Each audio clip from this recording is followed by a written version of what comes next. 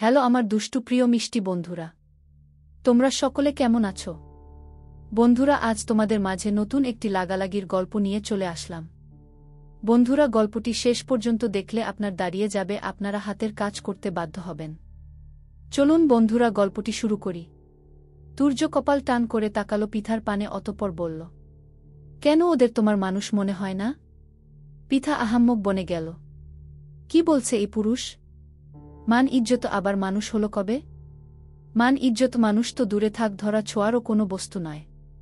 ছোটবেলা থেকে সে মান ইজ্জত শুধুমাত্র এই মুখে মুখেই শুনে এসেছে, কখনো এদের চোখে দেখার সৌভাগ্য পর্যন্ত হয়নি। আর এই পুরুষ কিনা বলছে মান ইজ্জত মানুষ। পিথা বোকা বোকা কণ্ঠে বলল, মান ইজ্জত মানুষ হলো কবে থেকে? তুর্য নির্বিকার ভাবলেশহীনভাবে বলল, মানুষ এখনো হয়নি তো হবে ভবিষ্যতে। ভাবছি বউয়ের সাথে পরিবার পরিকল্পনায় বসব খুব শীঘ্রই। মুরগির বাচ্চা আর হাঁসের বাচ্চা মিলে গোটা 25 টিয়া পাখির বাচ্চার মতো ছাও পোনার জন্ম দেব। তারপর সেই ছাও পোনার মধ্যেই বেছে বেছে দুটোর নাম দেব মান এবং ইজ্জত। পিথা ভরকে গেল। ভরকানো কণ্ঠে বলল, মুরগির বাচ্চা আর হাঁসের বাচ্চা মিলে টিয়া পাখির বাচ্চা কিভাবে হবে? তুর্য বিরক্ত হল ভীষণ। তার মতো এত বিচক্ষণ একজন মানুষের বুকিনা এত বোকা। তার এইটুকু কথার মানে বুঝতে পারছে না? নিশ্চয়ই ওই রাজাকার শ্বশুর আলবদর আল শামস শালাদের মধ্যে থেকে বুটার মস্তিষ্ক এভাবে ফুলে উঠেছে। তুর্যের এখন ভীষণ খারাপ লাগছে। কেন সেদিন বাচ্চা বুটাকে বিয়ের আসরে ফেলে ইংল্যান্ড পাড়ি জমিয়েছিল? সেদিন যদি সে বিদেশে না গিয়ে বুকে আপন করে নিত, বাচ্চা বুটাকে নিজের কাছে রেখে কোলে পিঠে করে মানুষ করত, তাহলে নিশ্চয়ই বুটা এতটা মোটা মাথার হতো না। তুর্য বিরক্তিভরা কণ্ঠেই বলল, আমি বললেই কি ওরা হাঁস মুরগি আর টিয়া পাখির বাচ্চা হবে নাকি? ওগুলো তো আমি ওদের ভালোবেসে বলি। বাস্তবে তো এরা সবাই মানুষের বাচ্চা। পিথার মাথা ঘুরে উঠল। এই পুরুষ এইসব কি উদ্ভট কথা বলছে? প্রথমে বলল মান ইজ্জত মানুষ কি, তারপরে কি সব মুরগির বাচ্চা হাঁসের বাচ্চা, তাদের আবার টিয়ার বাচ্চা, সবটাই মাথার উপর দিয়ে গেল মেয়েটার। এই মুহূর্তে পিথার নিজেকে কেমন মানসিক রোগী মনে হচ্ছে। আচ্ছা, সে নিজে মানসিক রোগী নাকি এ পুরুষ মানসিক রোগী?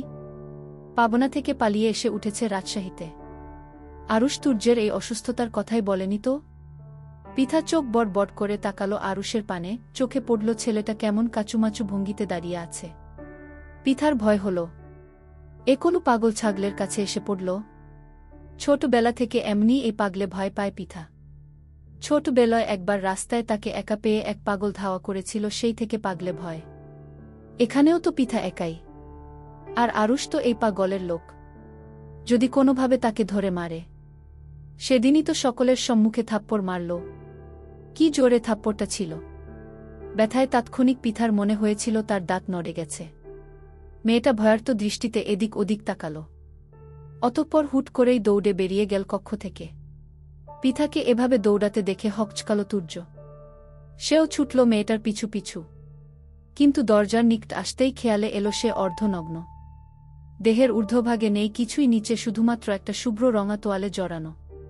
তুর্য নির্লজ্জ ঠিক আছে, তাই বলে এতটাও নির্লজ্জ নয় যে অর্ধ উলঙ্গ হয়ে শুধুমাত্র একটা তোয়ালে জড়িয়ে রাস্তায় রাস্তায় দৌড়াবে। তুর্য নিজ কক্ষের দরজার সম্মুখে গিয়ে থেমে গেল। আরুষকে তাড়া দিয়ে বলল, আমার বুকে তাড়াতাড়ি ধর আরুষক। পিথা দৌড়ে বেরিয়ে এলো তুর্যদের বিল্ডিং থেকে। তবে সে এসেই থামল না বিল্ডিং সম্মুখে। দৌড়ে আরও কিছু দূরে গিয়ে থমকে দাঁড়াল। হাঁটুতে ভর দিয়ে জোরে জোরে কয়েকটা নিঃশ্বাস নিয়ে নিজেকে ধাতস্থ করল। অতঃপর আবার স্বাভাবিক গতিতে হাঁটা শুরু করল। কিন্তু কিছুটা দূরে যেতেই পিথা অনুভব করল তার নাম ধরে ডাকছে কেউ। আবার ওই ব্রিটিশ পাগল আর চালানা তো? মেয়েটা দাঁড়াল না, পায়ের গতি বাড়িয়ে দিল। তবে তাই বলে পিছন থেকে তার নাম ধরে ডাকা থামেনি, বরং আরও বেশি করে শোনা যাচ্ছে ডাকটা। পিথা আবারও দৌড়াতে গিয়েও থেমে গেল। কণ্ঠস্বরটা কেমন চেনা চেনা মনে হচ্ছে। আরুষ কিংবা তুর্যের কণ্ঠের ন্যায় মনে হচ্ছে না। পিথা থমকে দাঁড়াল। পিছন ফিরে তাকাতেই চোখে পড়ল অতি পরিচিত একটি মুখশ্রী। এ তো পিথার কলেজের একজন সম্মানীয় অধ্যাপক নাহিদ স্যার। যদিও বয়সে নিতান্তই অল্প বয়স, তবুও স্যার তো তাদের পড়ায়, অথচ তার এত ডাকাডাকি সত্ত্বেও পিথা চলে যাচ্ছিল। মনে মনে অনুতপ্ত হল পিথা। ততক্ষণে তার সম্মুখে এসে দাঁড়াল নাহিদ। হাঁপাতে হাঁপাতে বলল, কতক্ষণ ধরে ডাকছি আপনাকে শুনছেন না? পিতা জিহবা নাড়িয়ে ওষ্ঠ ভেজাল। আমতা আমতা করে বলল, দুঃখিত স্যার, আমি শুনিনি গে। নাহিদ আর এই বিষয়ে তেমন কথা বাড়াল না। স্বভাবসুলভ ওষ্ঠে হাসি ফুটিয়ে বলল, আপনি এখানে? জি, আমার বাসায় এখানে স্যার। ওহ, আমি একটা কাজে এসেছিলাম এখানে। তা কলেজে যাচ্ছ? পিতা মাথা নাড়াল, মুখে জবাব দিল, হ্যাঁ গু। নাহিদ আবারও হাসল।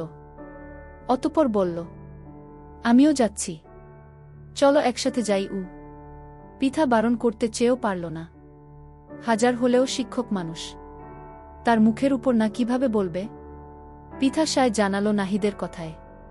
পাশাপাশি হাঁটতে শুরু করল দুজন। ততক্ষণে তুর্যও নিচে চলে এসেছে আরুষকে নিয়ে। বিল্ডিংয়ের সম্মুখে দাঁড়িয়েই তার চোখে পড়ল অপ্রত্যাশিত দৃশ্যটি। তার বউয়ের পাশে কিনা একটা ছেলে হেঁটে যাচ্ছে, আর তার বউও কি সুন্দর অবলীলায় হেঁটে যাচ্ছে ওই অল্প বয়সী ছোকরার পাশে। তুর্যের চোখ দুটো জ্বলে উঠল। চোয়াল শক্ত হয়ে এলো মুহূর্তেই।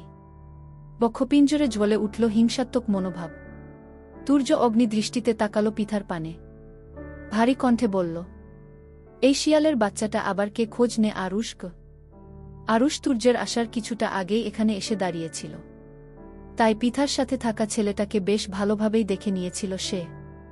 আরুষ পিতা এবং নাহিদের হাঁটার পানে দৃষ্টি রেখেই বলল, খোঁজ নিতে হবে না স্যার।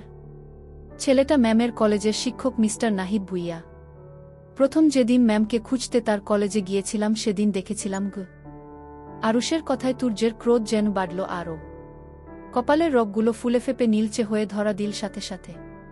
থমথমে কণ্ঠে সে বলল, মহিলা কলেজে কেন অল্প বয়সী শিক্ষক থাকবে? দেশে কি মহিলা শিক্ষক কিংবা বয়স্ক শিক্ষকের অভাব পড়েছিল? আরুষ তাকালো তুর্যের ক্রোধিত মুখ পানে। আমতা আমতা করে বলল, আমি আগেই বলেছি স্যার, শিক্ষক পিতার সমতুল্য। তুর্য কটমট করে তাকালো আরুষের পানে। কটমট করে বলল, চুপ থাক আহাম্মক। তোর এই ব্যাটাকে কোনো দিক থেকে আমার বউয়ের বাপ মনে হচ্ছে? এই ব্যাটার সাথে কি এখন আমার শাশুড়িকে বিয়ে দেওয়া যাবে? এ ব্যাটা কি আমার শাশুড়ির মতো অর্ধ বুড়ির পানে দুষ্টু দৃষ্টি দিবে? উল্টো এর হাব ভাব দেখে মনে হচ্ছে এটা আমার শাশুড়ির মেয়ের দিকে দুষ্টু দৃষ্টি দেওয়ার জন্য প্রস্তুত। আরুষ আর কিছু বলার অবকাশ পেল না। তুর্য তো ভুল কিছু বলেনি। আর তাছাড়া এই নাহিদ ব্যাটার হাব ভাবও খুব একটা ভালো ঠেকেনি তার নিকট। কলেজের স্যাররা থাকবে ভাব নিয়ে, তাদের আচরণ হবে অন্যরকম। তা নয়, এ তো ছাত্রীর পিছনে পিছনে দৌড়ে ছাত্রীর সাথে ভাব বিনিময় করে। কোনো কলেজের শিক্ষক ছাত্রী তার ডাকে না সাড়া দিলে পিছনে পিছনে দৌড় শুরু করে। নিশ্চয়ই এই নাহিদ শিয়ালের মনে অন্য কিছু চলছে। একসাথ সময় গড়াল। পিতার কলেজ ছুটি হয়েছে মাত্রই। কলেজের সম্মুখে গাড়ি নিয়ে দাঁড়িয়ে আছে তুর্য এবং আরুষ, অপেক্ষা করছে পিতার জন্য। মেয়েটাকে গেট থেকে বেরিয়ে আসতে দেখেই গাড়িতে উঠে বসল তুর্য। পিতা তাদের গাড়ির কাছাকাছি আসতেই একটু গলা বাড়িয়ে বলল, গাড়িতে উঠে এসো পিতাগু। আচমকা কারো এমন কথায় হকচকাল মেয়েটা। তবে পরক্ষণেই পাশ ফিরে তুর্যকে দেখে ভ্রু কুঁচকে এল। সাথে কিছুটা ভয়ও লাগল। এই পাগলটা আবার এখানে কেন চলে এসেছে? আগে তো তাকে একদম দেখতেই পারত না, আর এখন পিছন ছাড়ছে না। এদের উদ্দেশ্য কি? তারপর আবার গাড়িতে উঠতে বলছে। কোথায় না কোথায় নিয়ে গুম করে দিবে, বা তার সাথে কোনো খারাপ কাজও করতে পারে। কথাগুলো ভাবতেই আতকে উঠল পিতার কিশোরী হৃদয়। আজকাল কোনো মেয়েই তো নিরাপদ নয়। রোজই পত্রিকা খুললে অসংখ্য মেয়েদের সম্ভ্রাম হারানোর হাহাকার চোখে পড়ে। সেখানে এই লোক তো পিতার অপরিচিত। পিতার হৃদয় ভয় ডানা মেলল। দুই হাতে সে খামচে ধরল নিজের কলেজ ড্রেসের দুই পাশ। তখনই আবার ভেসে এলো তুর্যের ভারী কণ্ঠ। থমথমে কণ্ঠে সে বলল, গাড়িতে উঠে এসো। পিতা আর দেরি করল না একটু। তুর্যের পানে একবার তাকিয়ে আবারও দৌড় শুরু সম্মুখের দিকে। তুর্যের কপালে ভাঁজ পড়ল। এমনিই সকালে অন্য পুরুষের সাথে দেখে মেজাজটা চটে ছিল, এখন আবার এই মেয়ে তাকে উপেক্ষা করল। সকালেও তাকে উপেক্ষা করে দৌড়ে চলে গেল, আবার এখনও। অথচ সকালে পরপুরুষের সাথে কি সুন্দর হেসে খেলে হেঁটে গেল। শরীরের রক্ত যেন টকবগিয়ে ফুটে উঠেল ছেলেটার। লম্বা লম্বা পা ফেলে সে এগিয়ে গেল পিতার পানে। দুপুরের দিকে রাস্তা ফাঁকা থাকায় অল্পতেই মেয়েটাকে ধরে ফেলল তুর্য। পিতা তবুও তুর্যের হাত থেকে পালানোর চেষ্টা চালাল, কিন্তু ছেলেটা ছাড়ল না তাকে, বরং এক প্রকার টেনে হিঁচড়ে ছুঁড়ে ফেলল গাড়ির ভিতরে, অতঃপর নিজেও গাড়ির ভিতরে ঢুকে বসল। পিতার এক হাত শক্ত করে ধরে আরুষকে আদেশের সুরে বলল, বাইরে যা তুই গু।